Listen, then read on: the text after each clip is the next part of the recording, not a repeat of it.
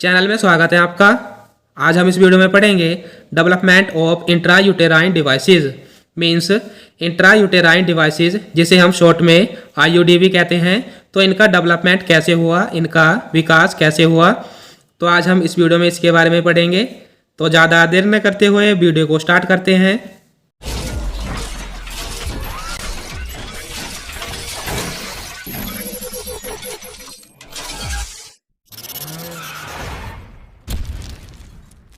तो सबसे पहले हम देख लेते हैं इंट्रायूटेराइन डिवाइसेस क्या होते हैं।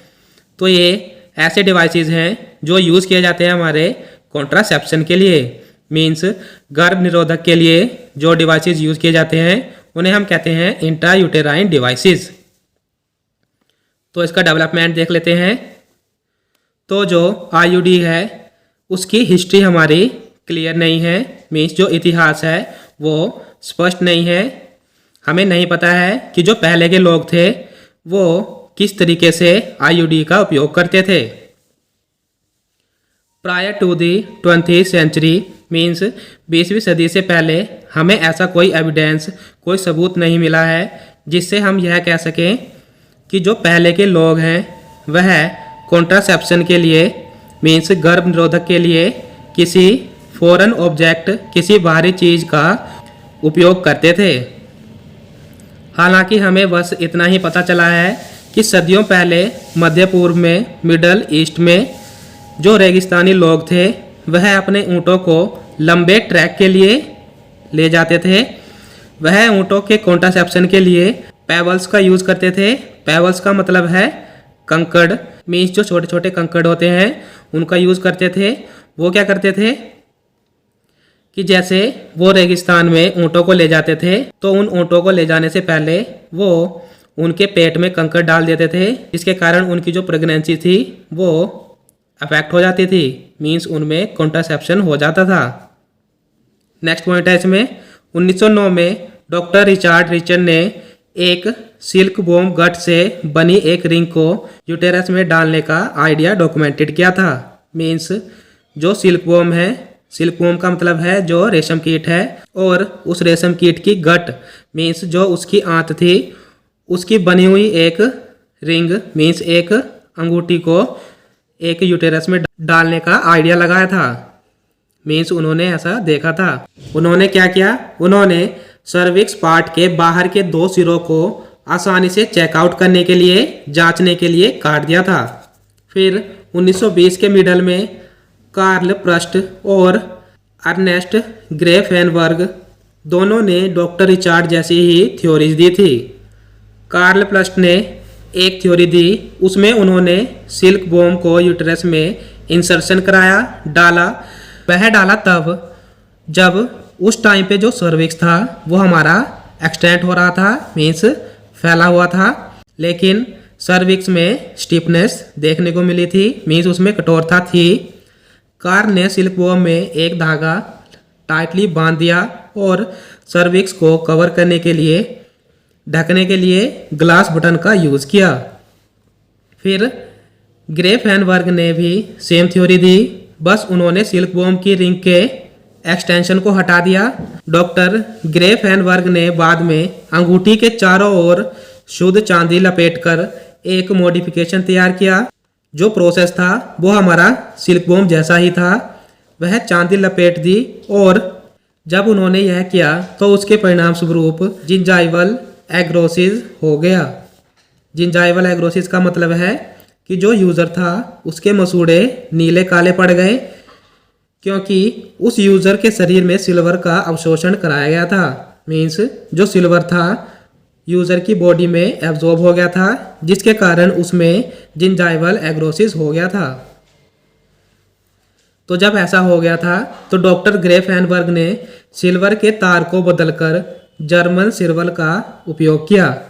जर्मन सिल्वर का मतलब तांबे जैसी मिश्र धातु अलॉय यूज़ किया।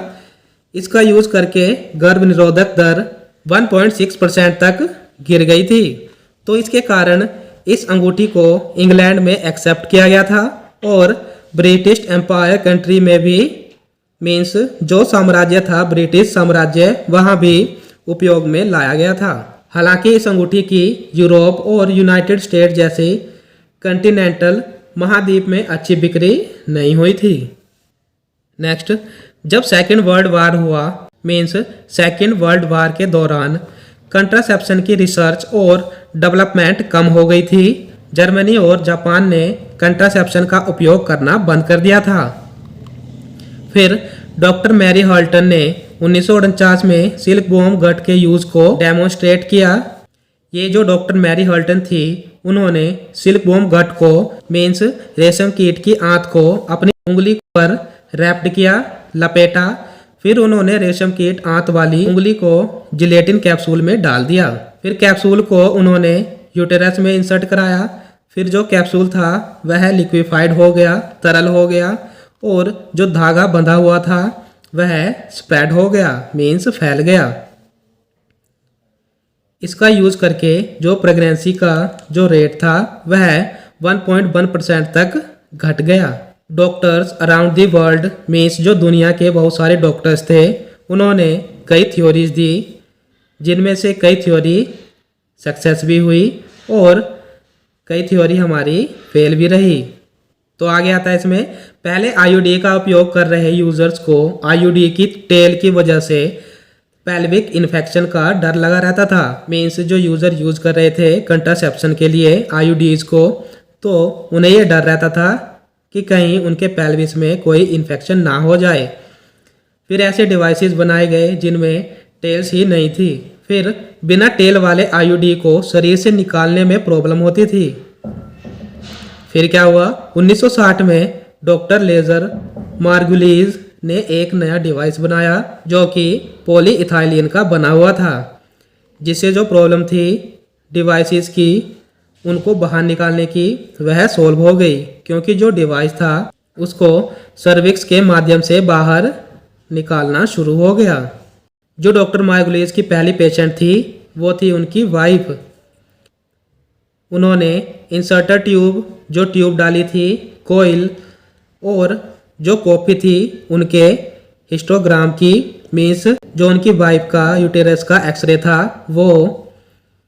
उन्होंने वो सारी रिपोर्ट दी डॉक्टर एलन गटमैचर को, डॉक्टर एक्विलेस सोब्रेरो को और डॉक्टर क्रिस्टोफर को। फिर डॉक्टर जैक आए मीन्स डॉक्टर जैक लिपेस। उन्होंने 1962 में पहला प्लास्टिक डिवाइस डेवलप करके इंसर्ट कराया। जो उस प्लास्टिक डिवाइस का नाम था वो था लिपेस लूप। लिपेस लूप को इंसर्टर ट्यूब की हेल्प से सिंपली यूटेरस में पुश किया गया। फिर जो लिपेस लूप था वो हमारा ज़्यादातर यूज होने लगा। जो लिपेस लूप था यह और अलग अलग साइज में अवेलेबल होने लगा। जो लिपेस लूप का साइज था वो डिपेंड करता है वुमेन पर कि वह प्रेग्नेंट थी या नहीं। अगर वो प्रेग्नेंट थी तो कितनी बार प्रेग्नेंट थी। आगे डिवाइसेस के साथ एक स्ट्रिंग अटैच थी जिससे डिवाइस को बाहर निकालना आसान था। मीन्स उसमें एक स्ट्रिंग थी, एक धागे जैसा एक स्ट्रक्चर था, जिसके कारण जो डिवाइसेस थे उनको शरीर से बाहर निकालना आसान था और स्ट्रिंग की वजह से डिवाइस डिटेक्शन भी आसान थी। मीन्स कि डिवाइस कैसे वर्क कर रहा है, मीन्स वो प्रॉपरली वर्क कर रहा है या नहीं, वो हम कर सकते थे स्ट्रिंग की हेल्प से।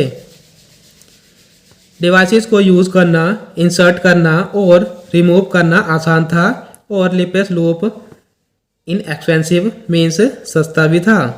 फिर यह लिपेस लूप वाला तरीका पॉपुलर हो गया, पूरे संसार में फैल गया। फिर इसके बाद बहुत से आईयूडीज आए जो सक्सेसफुल भी रहे और कई डिवाइसेस ऐसे थे जिनमें कॉम्प्लिकेशन भी देखने को मिली। फिर इसके बाद 1969 जो कि आईयूडी के लिए एक मेजर ईयर था, कई वुमेन ने क्रैम्प मीन्स ऐठन और ब्लीडिंग की रिपोर्ट कराई थी। फिर डॉक्टर हवार्ड टाटम ने ट्राई किया जिससे वह आईयूडी के साइज को कम कर सकें, जिससे क्रैम्प्स और ब्लीडिंग वाली प्रॉब्लम्स कम हो जाएं। डॉक्टर हवार्ड टाटम ने क्या किया, उन्होंने प्लास्टिक टी बनाया जो कि टॉलरेबल था, सहनीय था, लेकिन जो प्रेगनेंसी रेट था वह 18% था। उसी वर्ष डॉक्टर जेम्स जिपर ने यह डिस्कवर किया कि कॉपर वायर ने रैबिट के यूट्रस के एक हॉर्न को प्रेगनेंसी से बचा लिया है, लेकिन दूसरे हॉर्न को नहीं बचाया। फिर इसके बाद 1970 में डॉक्टर एंटोनियो स्कोमेगा ने टी शेप्ड का डिवाइस डेवलप किया, जिसमें प्रोजेस्टेरोन था सेमी परमिएबल कैप्सूल के साथ, और उस टी शेप के डिवाइस को यूट्रस के लोअर सेक्शन में इंसर्ट कराया।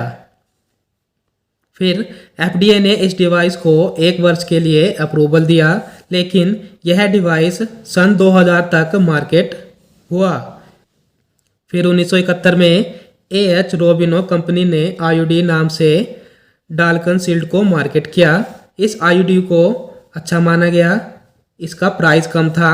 3 वर्ष बाद इसे खराब डिज़ाइन का बताया जाने लगा और मार्केट से बाहर निकाल दिया, क्योंकि जो डिवाइस था एक साइड से तो अंदर चला जाता था, मीन्स कवर हो जाता था, लेकिन दूसरी साइड से उसे सील नहीं किया जाता था, जिससे इन्फेक्शन का चांसेस बहुत ज़्यादा रहता था। मीन्स जो यूज़र थे उनको काफ़ी सारे इन्फेक्शन भी हुए, जैसे पेल्विस इन्फ्लामेटरी डिसीज़, मीन्स जो उनका पेल्विस पार्ट था उसमें इन्फ्लामेशन भी हो सकती थी, मीन्स हुई भी थी, और जो वुमेन्स थी उनमें इवेंचुअली इनफर्टिलिटी भी देखने को मिली, मीन्स जो उनमें बांझपन था वो भी आ गया था इस डिवाइस को यूज़ करने से। फिर क्या हुआ, इसके कारण 3 लाख मुकदमे चलाए गए एएच रोबिनो कंपनी के खिलाफ। और इसके बाद 1970 के बाद और 1980 से पहले आईयूडी को डिक्लाइन किया और कई आईयूडी को मार्केट से रिमूव किया गया। फिर यूएस मार्केट में सिर्फ प्रोजेस्टेरोन टी ही लागू रहा, मीन्स यूएस की मार्केट में सिर्फ प्रोजेस्टेरोन टी आईयूडी ही यूज़ होने लगा। और 1988 में कॉपर टी 380A पैरागार्ड आया। एफडीए ने पहले कॉपर टी को 4 साल के लिए यूज़ करने के लिए कहा, फिर 10 साल के लिए मंजूरी दे दी। फिर 2001 में लिवोनोरगेस्ट्रल रिलीज आईयूडी जो था वो मार्केट हुआ यूएस में। फिर 9 जनवरी 2013 में एफडीए ने कम डोज वाले हार्मोन आईयूडी स्काइलावायर को यूज़ करने के लिए अप्रूवल दिया। फिर 12 साल तक इसका यूज़ किया गया और आज भी यह यूज़ किया जा रहा है। और इस टाइम बहुत से आईयूडीज़ हैं जो कि कंट्रासेप्शन के लिए यूज़ किए जा रहे हैं। तो ये था हमारा आईयूडी का डेवलपमेंट। तो आज के लिए बस इतना ही। आशा करता हूँ कि आपको वीडियो अच्छी लगी होगी। अगर आपको वीडियो अच्छी लगी है तो लाइक और कमेंट करके ज़रूर बताना। और आपसे एक छोटी सी रिक्वेस्ट है, अगर आप हमारे चैनल पे नए हैं तो चैनल को सब्सक्राइब कर दीजिए, जिससे कि आपको हमारी वीडियोज़ मिलती रहे। Thank you for watching.